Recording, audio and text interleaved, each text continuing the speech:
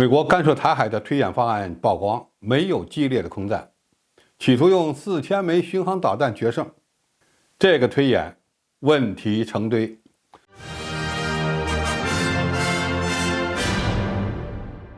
观众朋友，大家好，我是付先少。最近几天，关于美国智库战略及国际研究中心进行的24轮台海战争兵棋推演的结果，引发了广泛的关注和热议。在这场兵推中，这家美国智库设定了一个先决条件，那就是美军可以100%的摧毁解放军用于两栖投送的舰船，而且这是在解放军拥有台海制空权的情况下做到的。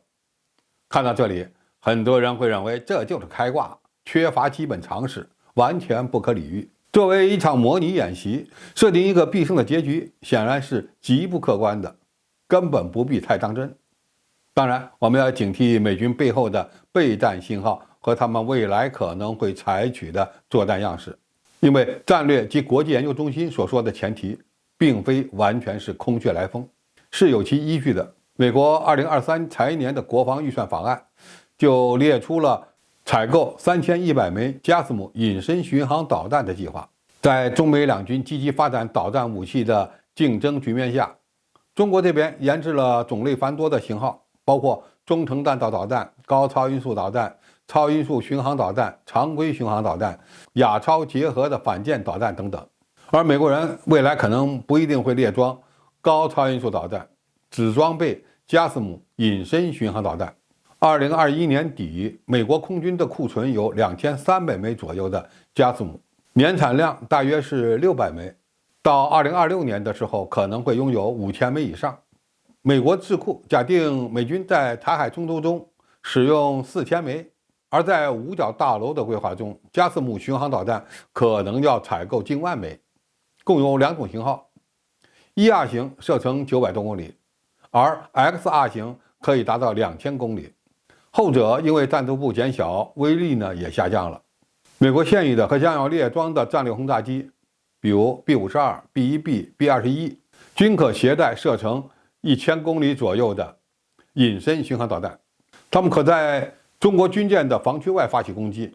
基于美国拥有先进的天基卫星侦察网络，这些隐身巡航导弹又都采用中继制导和末端成像制导，抗干扰能力较强，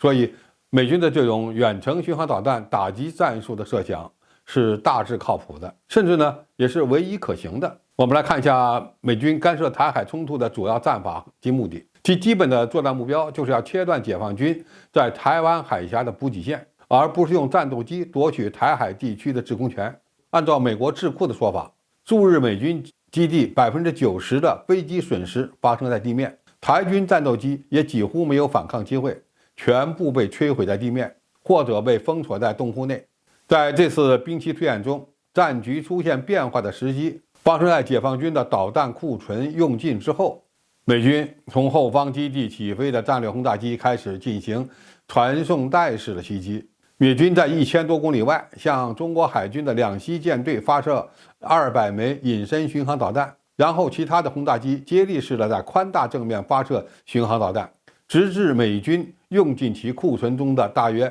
4000枚巡航导弹。一旦解放军的两栖运输船队被击毁，那么在台湾岛上的解放军部队将失去后勤补给，美国将因此而获得逆转战局的能力。当然，按照兵推的结果，美军在印太地区的损失也非常惨重，后果几乎难以承受。那么这种假设虽然非常理想化，但也能证明美军的轰炸机和潜艇发射的巡航导弹对中国的威胁是实实在在的，我们必须高度重视。可以这么讲，美军的这次兵棋推演之所以表现得这么自信，就是因为其战略轰炸机能够从太平洋方向过来，解放军不太好预警和实施拦截，而隐身巡航导弹也有一定的突防能力。那么关于如何应对隐身巡航导弹的威胁是个大话题，我们过去曾经讲过好几次了，这就是我们未来必须面对的考验。美国智库搞的这个开挂式的推演，虽然有许多不靠谱、漏洞百出的地方，但仍然给我们一个很大的警示，